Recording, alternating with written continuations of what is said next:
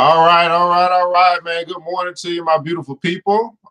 Thanks so much for joining us again. This is the New Black Wall Street Book Club, where Black folk do read. You put it in a book, we absolutely will find it. Reading Rainbow 2.0, where this offering is all about personal development. We are continuing along in the book, Think and Grow Rich, A Black Choice. Think and Grow Rich, A Black Choice by Mr. Dennis Kimbro. And that's the book right there. Now, I understand that Facebook, YouTube, Instagram is doing its thing, so we'll allow it to do what it does and let you guys know that we are here. And while you guys are connecting, go ahead and let us know what city, what state you are connecting from. Good morning to you, by the way. The early bird gets the worm. And so what we're doing, we're just setting the stage for the rest of our day, making sure that we get our minds right, getting the right, right mental attitude as we approach our day. And a good way to do that is by reading a good book. And so we are into chapter 3, which is desire, the starting point of all achievement. Desire, the starting point of all achievement. Give me just a second here while we're here on our show. We want to make sure that we hit that like button, that share button, let people know that we're here. We'll be covering today a few Black historical icons.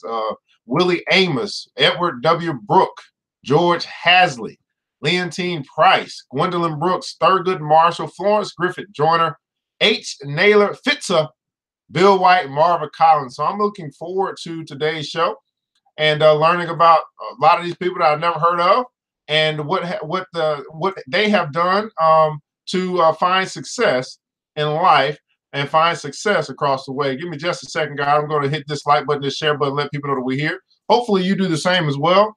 Hit that like button, that share button, and let people know that we're here.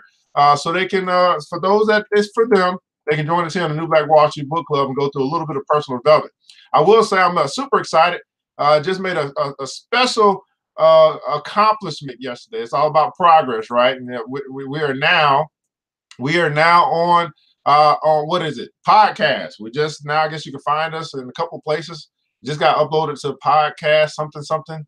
And we're working on Google and Apple. So we are now podcasting and bringing the New Black Wall Street Book Club to those who may not be able to watch us, but they want to listen to us. So congratulations to ERGJ.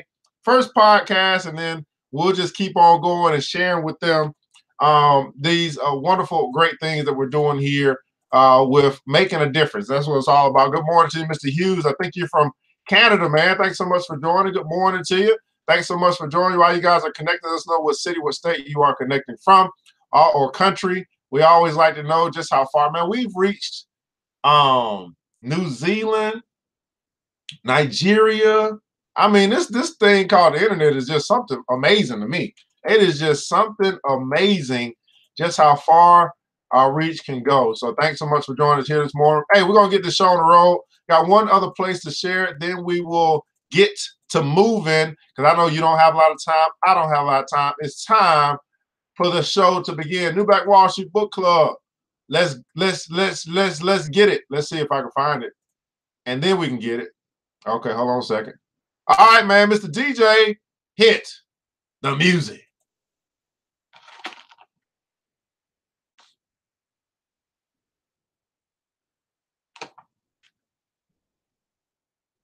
All right, Mr. DJ, you playing around?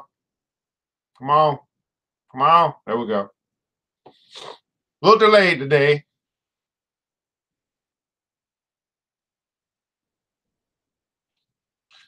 Okay. There we go.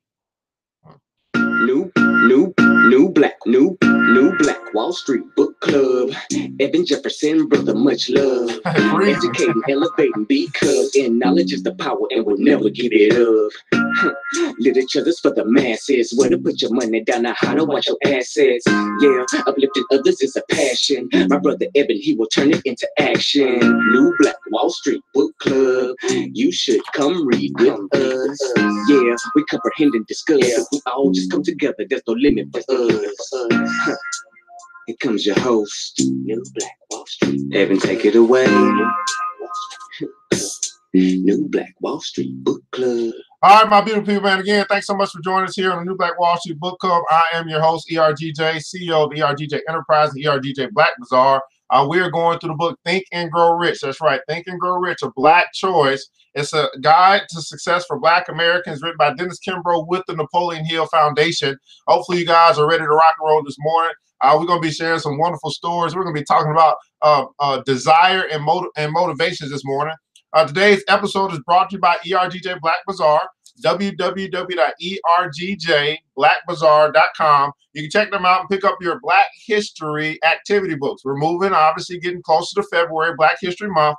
You want to go ahead and get your children or yourself one of these Black History activity books, only $10. This one here is Uncle Martin. It's got activity books that's going to include drawing and coloring and connecting the dots, but also learning about these historical figures and the things that they've done to make their names known, make their names great. So put some respect on their names. Anyway, you can check us out at www.ergjblackbazaar.com. Pick your Black History activity book up today for only $10. Also, if you have a business and you like your business promoted here on this show, please feel free to inbox us. Let us know what it is that you do, and we can talk to you guys about sponsorship. And secondarily, if you're an author and you have written a book that you think goes well with what we do here, personal development, self-help, and you want a little bit of exposure, you can inbox us as well. We'll review your book, and then we'll look at quite possibly bringing it into our rotation. And lastly, join the book club. That's right. Everybody put in the console, join the book club. The book club is a part of the Black Billionaires Club, which you can find at www.theblackbillionairesclub.com. You can join today for $10. You have the book club included in that, along with mastermind groups, financial literacy classes, and then I just added a new thing. We're going to be doing our stock market and crypto market analysis for exclusive to club members. And so it's $10 a month for you to join. You can decide to do that. I tell you what, though, the longer you wait, the more expensive it will become, and obviously the more benefits that we will offer. And so $10 a month to connect with like-minded people who are serious about success, people who are serious about winning with money, people who are serious, your brothers and your sisters, so you don't have to go looking around for them. You can find them right at the Black Billionaires Club. Go ahead and check out www.theblackbillionairesclub.com, www.theblackbillionairesclub.com, and join today. If you are connecting with us here this morning and you are already part of the Black Billionaires Club, go ahead and put in the comments below #BBC. It's time for us to get into our reading this morning, Think and Grow Rich, a Black choice. So yesterday, if you missed episode 12, we went in and we started talking about a brother named S.B. Fuller, which I'm still thinking about Mr. S.B. Fuller. But nonetheless, today we're going to be talking about the power of desire and motives. The power of desire and motives. Everybody put in the comments, so I got the power. That's right, I got the power. And this obviously is in chapter 3, desire, the starting point of all achievement. I got the power of desire and motives. Basic motives move to action are all prefaced by the desire for a specific objective. Men and women are of ordinary ability become pillars of strength when aroused by desire, stimulated by action, bring a person face to face with the possibility of death, and amazingly, he or she will exhibit all kinds of physical strength and prowess. The following story clearly illustrates this point. And I think you guys probably heard this from E.T. An old African sage, wise and influential, lived on the side of a mountain near a lake. It was common practice for the people of the village to seek his advice. The old man spent many hours sitting in front of his small hut, where he rocked in a crude rocking chair made of branches and twigs. Hour after hour, he sat and rocked as he thought. He had a whole lot of time to think. One day, he noticed a young African warrior walking on the path toward his hut. The young man walked up the hill and stood erect before the sage. "What can I do for you?" The old man said. Let me stop right there. I just had a thought, by the way. The old man sat in his chair. He sat there hour and hour, and all he did was think. This, you know what popped in my head? How people get sent to prison in solitary to force them to think. to force them to think. They probably wasn't thinking straight before they went to solitary. They probably wasn't thinking straight before they even went to jail. But they send them, they lock people up and put them in cages to force them to think. Now, most don't do that. Some may not think, but that is, I think that's the point. Man, to get you to think. Think about what you've been thinking about that's caused you to do what you've been doing. Anyway, that's a random thought. Excuse me, by the way. The warrior replied, I was told by those in the village that you are very wise. They said that you can give me the secret of happiness and success. The old man listened, then gazed at the ground for several moments. He rose to his feet, took the boy by the hand, and led him down the path back toward the lake. Not a word was spoken. The young warrior was obviously bewildered, but the sage kept walking. Soon they approached the lake, but they did not stop. Out into the water, the old man led the boy. The farther they walked, the higher the water advanced. The water rose from the boy's knees to his waist, then to his chin. But the old man said nothing and kept moving deeper and deeper. Finally, the lad was completely submerged. At this point, the wise man stopped for a moment, turned the boy around, and led him out the lake and up the path back to the hut. Still not a word was spoken. The old sage the old African sat again in his creaky chair and rocked to and fro. After several thought-provoking minutes, he looked into the boy's questioning eyes and asked, young man, when you were in the lake underwater, what is it you desired most? Openly excited, the boy replied, why, you old fool, I wanted to breathe. Then the sage spoke these words, my son, when you want happiness and success in life as badly as you want to breathe, you will have found the secret. You will have found the secret. How many of you have found the secret? You desire something just as bad as you want to breathe. I think E.T. talks about this. This is one of his stories. He probably got it from this book and he made it his own. But nonetheless, he has a slogan, breathe, right? And we attribute it to E.T. or Eric Thomas, but it came from this book, Think and Grow Rich, A Black Choice. Obviously tells you that brother reads. This tale provides an excellent analogy. What is it that you desire more than anything else? When you pursue your objective with the same state of mind so clearly described in the above tale, you will reach your goal. The desire for financial gain often lifts men and women of average ability into positions of great power. The desire for fame and fortune is easily discernible as the chief motivating force of leaders in every walk of life. Look around at the successful men and women in any line of work, and you will see embedded a deeply developed desire. Everybody put in the comments, desire. You will see a deeply developed desire. Their white heat intensity and fierce craving would tolerate nothing less than the attainment of their major purpose. Many people go through life looking for favorable breaks. Perhaps the biggest break anyone could ever receive is to decide exactly what it is he or she wants and then become obsessed with obtaining it. Study the key ingredients in the following success stories. By now, you should be in a position to extract principles from specific illustrations so that you can relate, assimilate, and apply. You can relate, assimilate, and apply. And that's exactly what we do in the Black Billionaires Club. We get together and we relate, we assimilate, and we apply. But we do it together. Again, you have an opportunity to join us at any point in time. You decide, just go to theblackbillionairesclub.com, join the club, $10 a month, and we'll bring you into our private group. That's right. Willy Amos was not always famous. Famous Amos. He possessed the desire to attract both fame and fortune. As a young boy, he lived with his aunt in New York, who introduced him to her special chocolate chip recipe. With little direction, he dropped out of high school and joined the Air Force. 4 years later, he returned to New York and worked in a department store. A positive outlook and hard work helped him advance from stock clerk to supply manager. Amos carried the same skills over to the William Morris Agency, where he worked as a talent agent. But Amos demanded more from life. Everybody put in the comments on demand. He demanded more from life.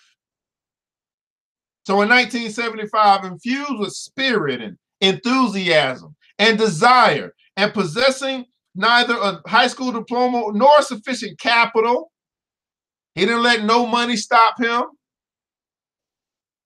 The famous Amos chocolate chip cookie story began. The company that bears his name has since expanded throughout the nation and is now a well-known recipe for success. It's interesting that story after story, they didn't have the money.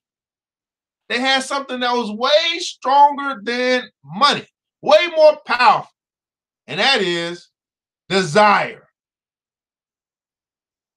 Edward W. Brooke desired a seat in Congress in spite of his glaring differences. A Protestant in a predominantly Catholic district and a Republican in heavily Democratic Boston, Brooke nevertheless became, in 1966, the first and only Black since 1881 to win membership in the United States Senate. Several years ago, George Hasley tried desperately to supplement his income. His salary as an insurance claims adjuster barely covered his family's living expenses. So when the young Amway distributor in Greensboro, North Carolina, convinced him to become involved, Hasley already possessed a fervent desire to succeed. Amway provided me with an opportunity and a product, said the super salesman, but George Hasley provided the rest. And what was the rest?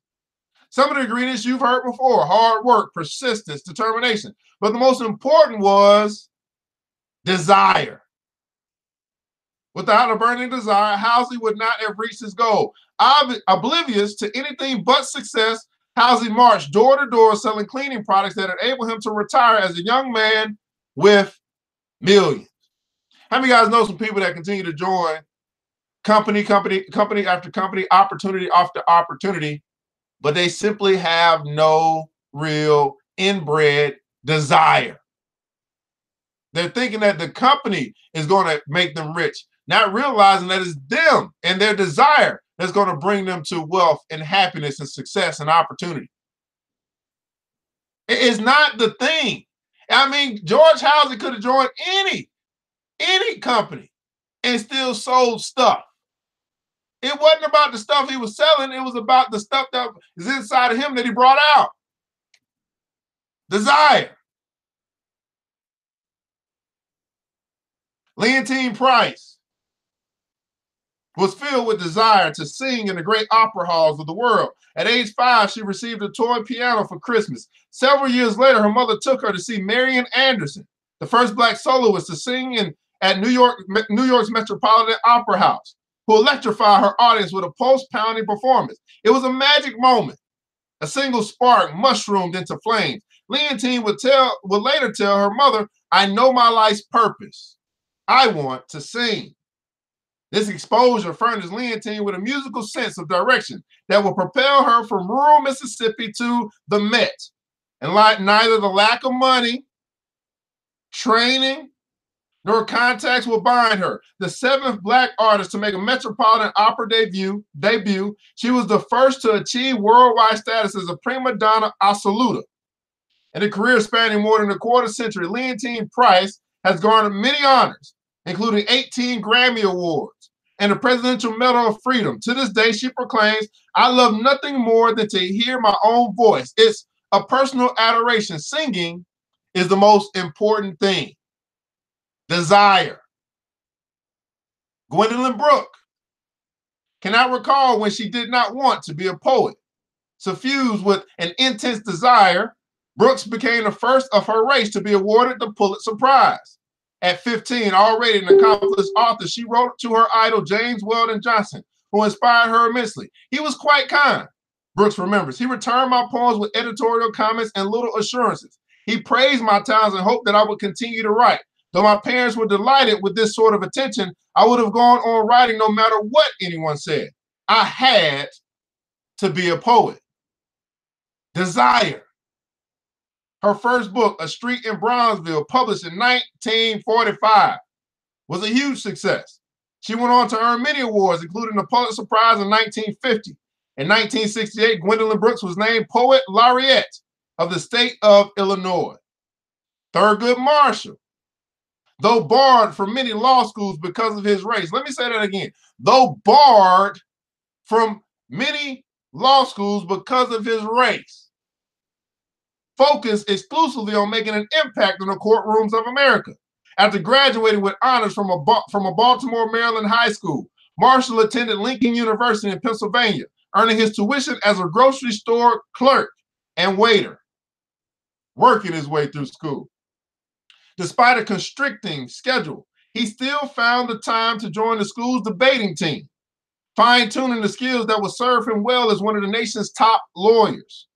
In 1933, earning a law degree from Howard University, he was admitted to the Maryland State Bar. He quickly developed a reputation for civil rights cases and was in high demand. In 1954, Marshall was ushered onto center stage while acting as a special counsel for the NAACP. He argued successfully before the Supreme Court that racial segregation in the public schools was unconstitutional. In addition to this precedent-setting case, he presented 32 other cases before the nation's highest court, winning 29 of them. In 1967, then President Lyndon B. Johnson elevated Marshall to Supreme Court Justice, the first Black man to hold such a position.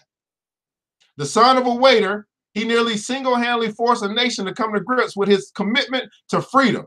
In a rare interview, he told reporters that Blacks must earn their way to higher achievement. Everybody put in the comments, so earn. They must earn their way to higher achievement. And how does one earn anything? Through perseverance, through hard work, and desire. How bad do you want it? To those familiar with track and field, her name is synonymous with speed. In the 1988 Olympics in Seoul, Korea, she won 3 gold medals, earning the title of the world's fastest woman. With her cover girl looks, her style, and grace, her name had also become synonymous with success. All her life, Florence Griffith Joyner simply had desired to be the best. But it hadn't been easy. As a 7-year-old reared in the projects of Watts, California, Florence competed with 10 older siblings. To divert her from the temptation of the streets, drugs, crimes, and gangs, her mother enrolled her in summer youth programs. It was Florence's first exposure to organized sports, and the attraction to the track event seemed natural.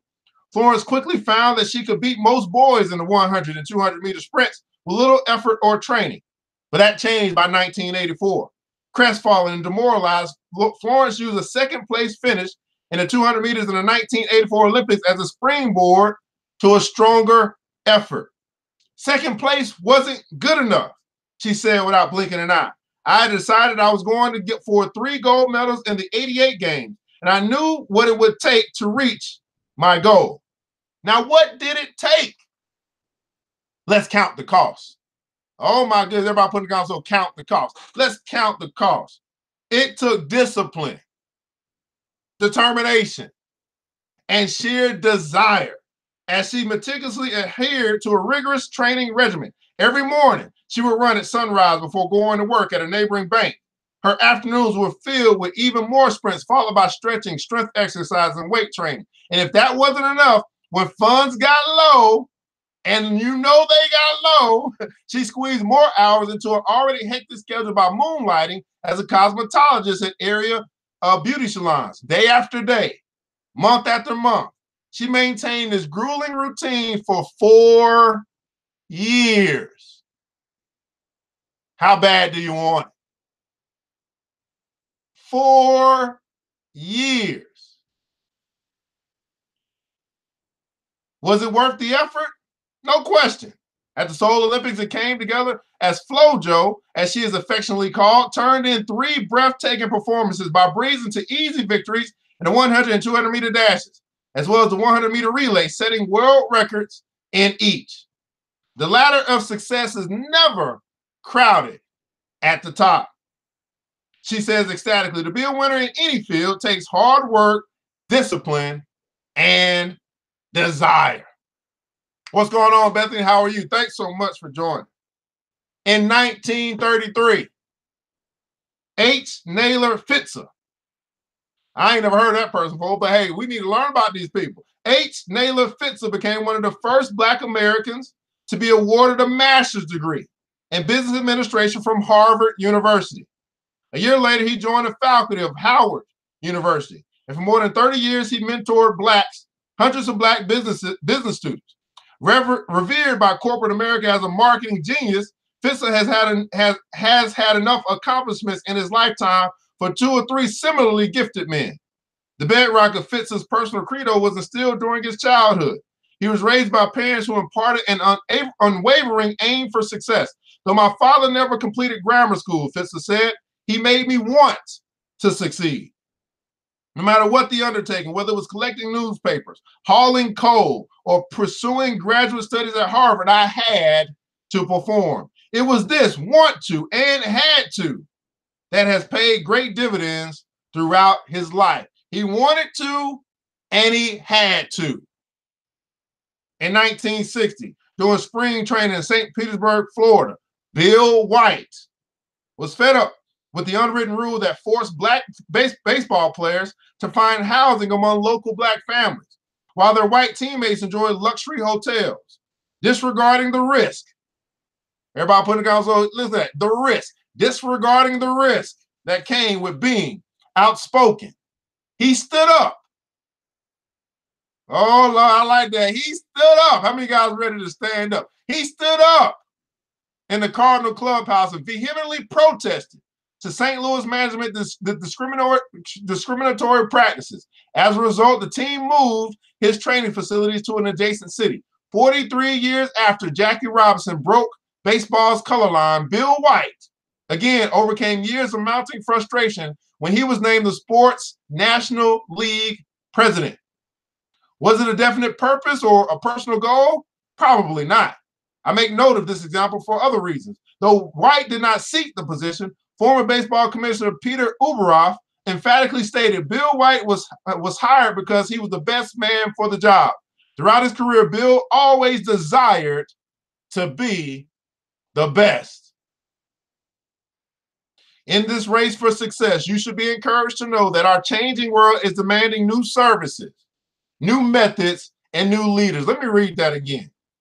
In this race for success, you should be encouraged. Everybody put in the comments below, be encouraged. You should be encouraged to know that our changing world, and we know it's changing, is demanding new services, new methods, and new leaders. I like the last one the best. New leadership. Will you be the leader in your field? In order to fulfill this demand for new and better ideas, you must possess a definite purpose, knowing exactly what it is you want, and a burning desire to possess it, knowing exactly what it is that you want. See, I love to talk about this stuff and be able to share with you guys. I know exactly what I want. This right here that we're doing, this is Reading Rainbow 2.0. I want to build this club up. That's my sole focus. Right? I want to get more Black folk reading, comprehending, applying in their life. I want to encourage millions upon millions. Every day it's a fight. And every day I'm in battle. But every day we win. Marva Collins simply desired to teach. She began where she stood to put her dream into action. Soon after she founded Chicago's West Side Preparatory School in 1975, her ability to transform children who were labeled as retarded or troublesome and truant into shining scholars made her a national celebrity. Look at that. She just did what she did best and did it better. The media referred to her as a miracle worker and super teacher, but she is neither. In her own words, Marva promises her students, I will not let you fail. Because of her success, she was offered the opportunity to head many influential organizations. What's going on, man? She was including United States Secretary of Education, superintendent of Los Angeles schools and a Chicago school board member, but turned them all down. Why? Because Marva simply desired to teach. And because of this insatiable desire, her accomplishments captured recognition from such institutions as the National Education Association and the American Academy of Achievement, as well as other prestigious organizations. Marva Collins has demonstrated to an intellectually starving generation what reading can do, what love can do, but most importantly, what reading and love can do. If you are to achieve riches in your life, like most mentioned above, plant a strong, unquenchable desire into the fiber of your being. And this begs the question, and we got at some point you're going to have to answer this question if you want to have success in this thing called life. What is it that you desire? What is it that you want to have and you have got to have? What is it that you want to do and you must do? What is it that you desire? I'm telling you, once you are able to answer this question for yourself, it makes getting out of bed in the morning that much easier. What's going on, Joe? I think you got Joel the trader in the house, man. He desired to teach people about the markets. He wakes up every day looking at the market saying, hey, this is just not for myself. I want to teach other people how to do what I do. It's a burning desire to help people learn about money and how to make money work for them. What about you? A burning desire, not just wishing upon a star, not just hoping something comes. No. You and I, we have to determine the destination. We have to decide what it is that we want if we are ever going to get it.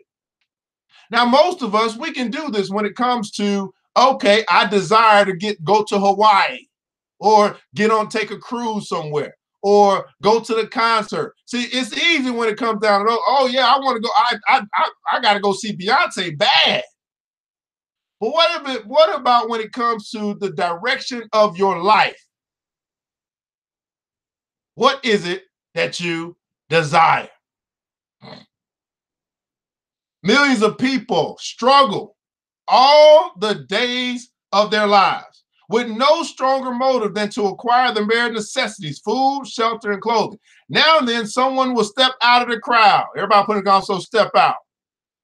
Every now and then, somebody is going to step out of the crowd and demand of himself and of the world more than a mere living. He motivates himself with desire and achieves fulfillment through action. What is it that you desire?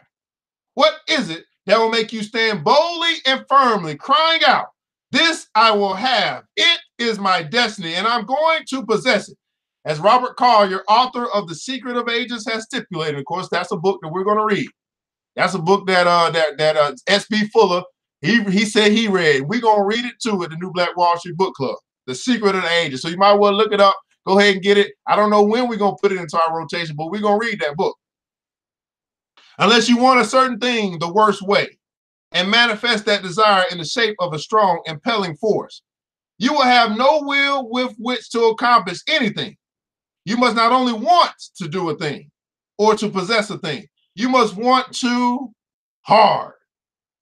You must want it as the hungry man wants bread, as the choking man wants air. And if you will but arouse in yourself this fierce, ardent, insatiable desire, you will set in operation one of nature's most potential mental forces.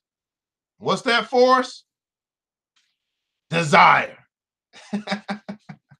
This is New Black Wall Street Book Club. We've been reading through the book Think and Grow Rich, A Black Choice by Mr. Napoleon Hill, by Mr. Dennis Kimbro with Napoleon Hill. And we're in chapter 3, Desire, the starting point of all fulfillment. In the comments below, I'd like for you to share with us what it is that was your takeaway for today. What point really stood out to you? What's some words that you're saying, man, I got to chew on that for a second? Why do I ask this? Because we want to know what value you got out of today. It's one thing for us to do this each and every day, 8 a.m. Eastern Standard Time. It's another thing for us to see what the people are receiving. And we want to make sure that we're bringing value. We're adding value to your life. So what is your takeaway from today? What is it that you learned today? Was this worth your time and why? Now, as you type that out, I'm going to share a few things with you guys. Of course, today's episode is brought to you by ERGJ Black Bazaar. I want to make sure that you pick up your Black History activity books, all the way from Malcolm Martin to Marcus Garvey to Harriet Tubman. Whatever it is you need, Black History Month is coming up. I want to make sure you pick those up for yourself or for your children. Only $10.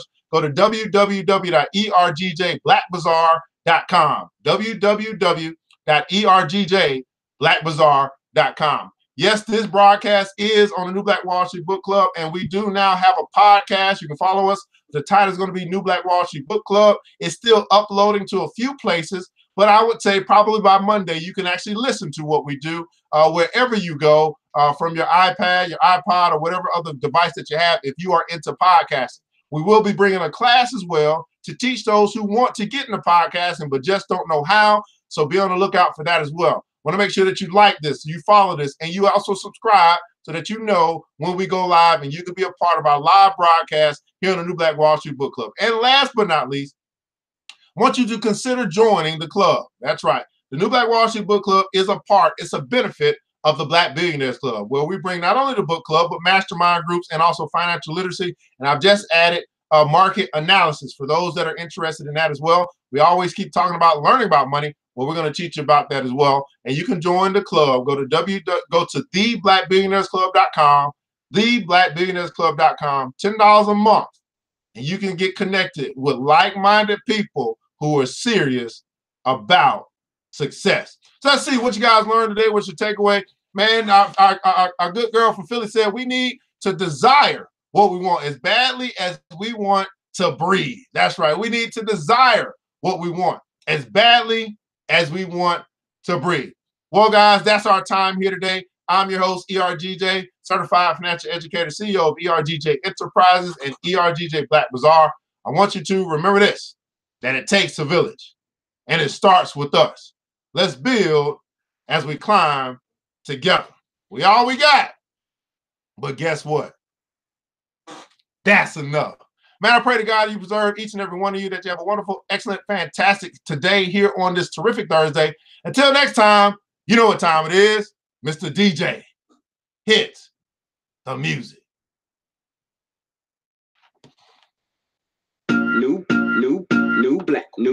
It's the New Black Wall Street Book Club. With your host, Evan Jefferson. It's time for us to go. Yeah. Now, you ain't got to leave the computer, but we encourage you to get out there and learn and apply all the things you learn at the New Black Wall Street Book Club. Yeah. New Black Wall Street. The New Black Wall Street Book Club.